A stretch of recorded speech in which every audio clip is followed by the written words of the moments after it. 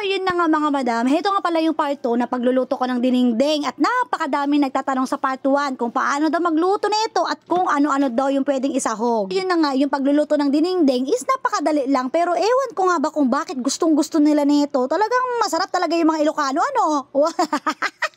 Nako, napakakapal talaga ng pagmumukha mo. Buwangera ka. O sige na, ikaw na. Diba? Napaka-itsusera talaga tong buwangera na to. Pagpasensyahan nyo na ako mga madam. Yun na nga, yung pagluluto ng dinengdeng, napakadali lang naman mga madam. Magpapakulo ka lang ng tubig. Ayun na nga, meron nga pala akong 2 baso dito at kailangan kong pakuluin. Tapos ilalagay mo na yung sibuyas at kailangan mo na din ilagay yung kamatis. Kailangan mo lang pakuluin yan ng mga madam. Heto nga pala yung pinaka main ingredients ng dinengdeng at hindi pwedeng kalimutan to, ang bagoong isda. Meron akong vlog niyan. Charan! Ako nga pala gumawa ng bagong isda mga madam at talaga naman I'm so proud to myself at nakagawa na ako ng bagong isda mga madam. Napakadaming pang laman. Hindi katulad na sa palengke pag bumili ka wala na. Katas na lang. Yun na nga mga madam, kalimutan mo na lahat magpanti pag nagluluto ka ng dinengdeng. Wag lang talaga yung bagoong dahil pinaka main area niya. Kailangan mong pakuluin hanggang maglasa na yung sabaw mga madam. Tsaka mo ilagay yung mga gulay niya at unahin mo yung mga matitigas na bagay. Baka mamaya ano na naman yung naisip nyo matigas dyan. Ilagay nyo dyan ha. Yun na nga mga madam, bago tayo mag-proceed to the next level, kailangan mo muna ilabas yung napakagandang mong intro para sa mga single mom at sa mga dakilang ina dyan. Yun na nga, magandang umaga sa inyong lahat mga madam, lalong-lalo na yung mga single mom na katulad ko. Shout out sa inyo at mga dakilang ina dyan. Sabay-sabay natin itaas ang mga paa natin. Ito na naman si Madam Maya Buwangera, ang mga pinagigilan ng mga judgmental at mga musang. Aba ko seryoso ka, bahala ka mo dyan. Yun na nga mga madam, ang dinengdeng pala is pwede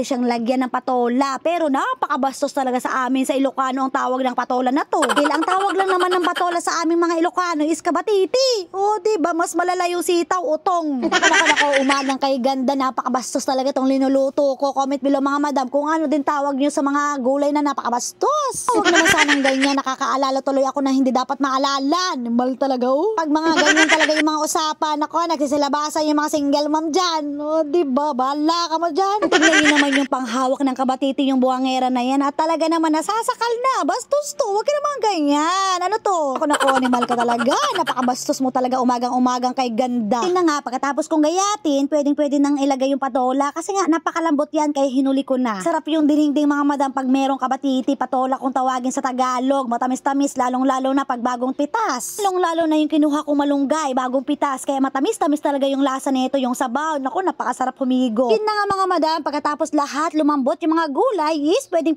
mo nang timplahin at pwedeng mo nang ilagay yung mga fresh from the farm na mga dahon. Pwede mo na din ilagay yung napaka-fresh na malunggay. Alam niyo ba mga madam, yung malunggay is meron siyang antibiotic? Oo naman yes, pwede siyang dikdikin at pwede siyang ilagay sa mga nguso ng mga chismosa dyan. Wah, yung mga nangingialam ng mga buhay may buhay.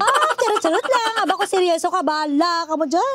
Yun na nga, heto nga pala yung aking finished product na dinengdeng. Ang napakasarap at fresh from the farm ang aking dinengdeng. Talaga naman, mapapasayaw ka sa sarap. Pwede kayo mag-request mga madam kung ano yung next na lulutuin ko para sa inyo. Lulutuin ko talaga yan. Nga, kain muna tayo at papakainin ko muna yung mga junakis ko. Kailangan yung mga gulay kasi pampalakas mag-cellphone. Nimal talaga